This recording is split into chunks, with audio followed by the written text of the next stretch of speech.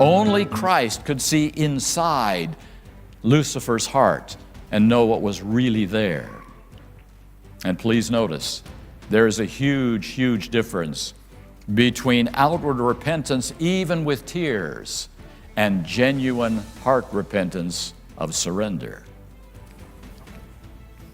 If God is to restore the atonement, the at-one-ment to the universe, then he must set in motion a far-reaching plan to answer all Satan's legitimate claims against God's system. I found this by Elder Jan Paulsen, past General Conference President.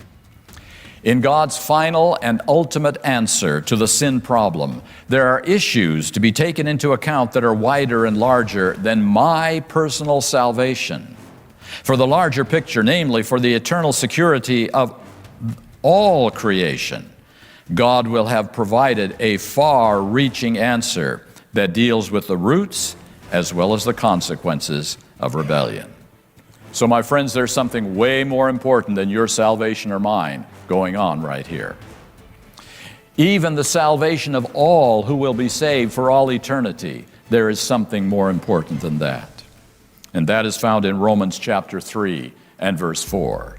That as it is written, that thou mightest be justified in thy sayings, and mightest overcome when thou art judged.